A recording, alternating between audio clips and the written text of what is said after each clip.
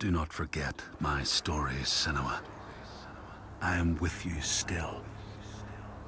Out of hell you have come, and now find yourself in Midgard, the world of men. Do not think it any less dangerous for that. Your path has taken you far from home, across the boundless sea, and you must go on to the heart of this place, to the heart of man.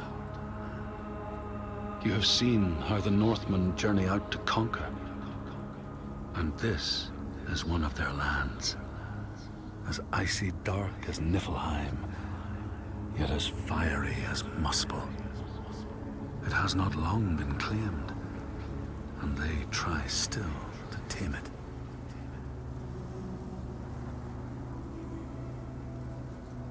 The Skald's verse speaks of a man called Grettir the Strong.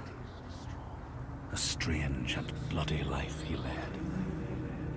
And it happened in this land you have come to. Listen to his story, Senua, for it may in some small way illuminate your own.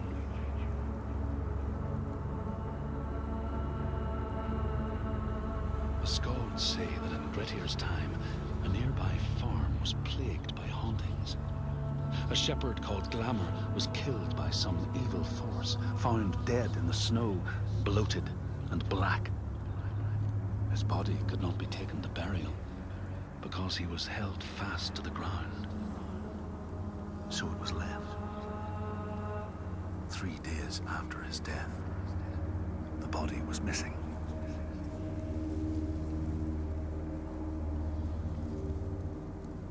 The Skalds tell how the revenant Glamour roamed the settlements, terrifying all those who lived there.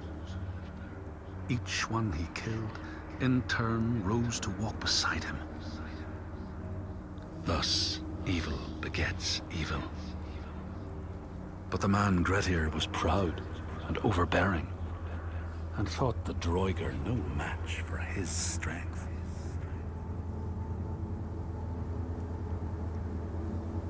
The Skalds say that Grettir fought and killed the Droiger Glamour, but not before Glamour had cursed him. His strength would be turned against him, his deeds bring death and exile, and he would be always before Grettir's eyes, making him afraid to be alone. He saw all sorts of phantoms wherever he looked, and thus people who see things that aren't there are said to have Glamour's eyes.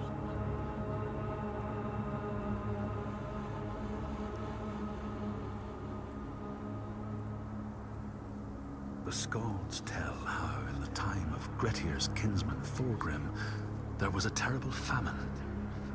No crops could be grown, and the fish fled the nets. It lasted years, and the people were desperate. There was no respite even in spring, since terrible gales from the north would rise up and set in for weeks. This is a cold and unforgiving land, Senua.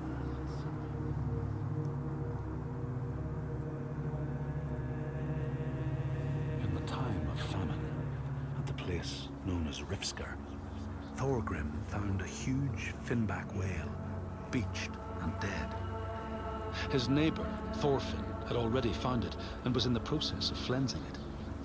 But Thorgrim claimed it as his own. Thorfinn said he would not give it up without a fight. If that's what you want, Thorgrim said, let it be so. And he launched a blow at Thorfinn, cutting off his head in one strike.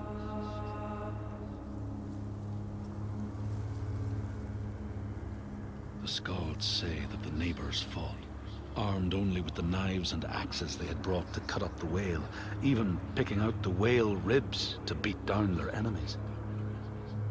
Thorgrim's men had loaded their boats with whale meat, but as they went to leave, one of their opponents struck Thorgrim's brother a fatal blow. And this is how hunger fates desperate men to come to blows, striking out against one another to survive.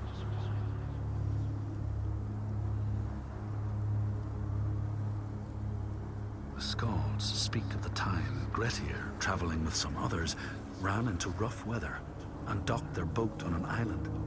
They had not brought fire with them, and the merchants complained bitterly. Seeing a great fire blazing on the other side of the strait, Grettir said he would swim over to fetch it. He took off his clothes and struck out across the water, wearing nothing but a cloak.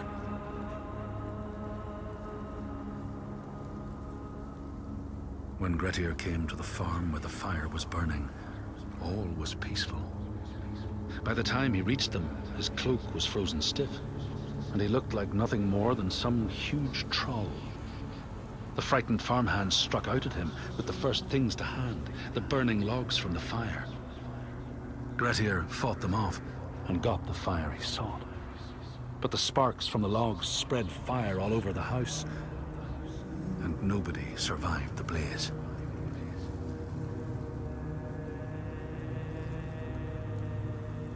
The Skalds say that Grettir swam back across the strait, keeping the fire safe from the water. His friends applauded Grettir's bravery, but when word spread about the massacre at the farm, people took against Grettir. Nobody wanted anything to do with him, and when the news reached the Althing in the summer, Grettir was pronounced an outlaw. All doors would hence be shut to him.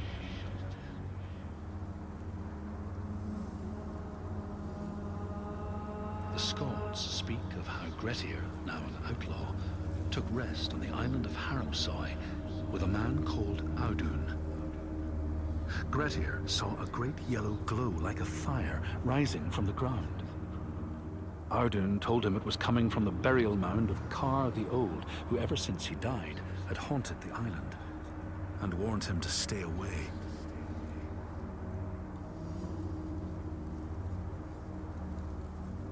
The Skalds say Grettir wanted the sword that was buried in Kar's howe, and would not be deterred from seeking it. He broke the mound open and started digging until he reached the timber props. By this time it was night.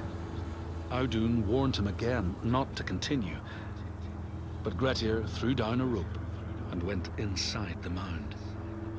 No light penetrated it, and it reeked of death.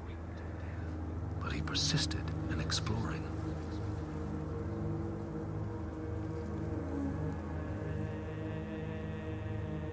Grettir found the sword he was seeking, Kar's loom, buried in the grave mound.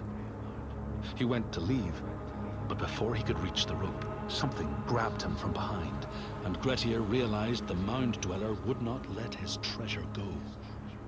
The two fought ferociously until Grettir got the advantage and chopped off the revenant's head. But Kar's loom would prove his undoing, fated to be the sword that killed him.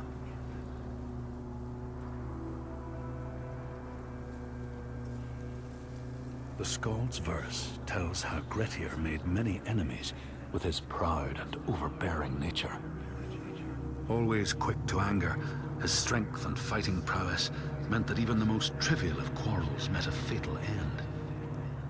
The kinsmen of those he killed or maimed were angry, and because he was an outlaw, no one was allowed to help him.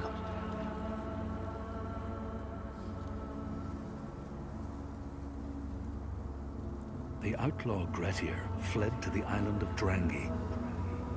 His enemies knew he was there, but he was still so strong and fierce, nobody could shift him. Thorbjorn, first among his foe, sent his foster mother to see Grettir.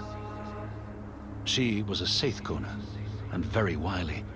She enchanted a tree branch and sent it to wash up on Drangi.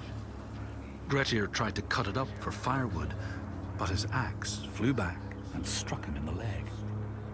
The wound blackened and festered, and Grettir feared his time was close.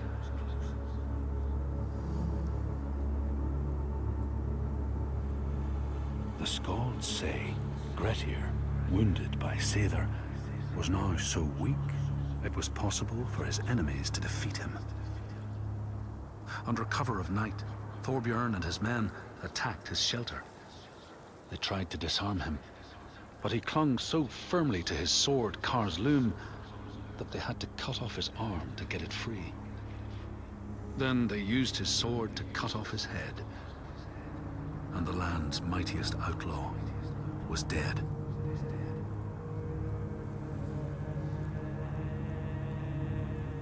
As the Droigar glamour had predicted, all Grettir's brave and fine deeds brought him misery. So fate makes prisoners of us all. But it was Grettir's nature that made him fight the Droigar, and Grettir's nature that led to blood feud and exile. So what is truly our prison, Senua? Is our path ordained, and we powerless to change it? Or do we blame uncertain powers for what we ourselves ordain?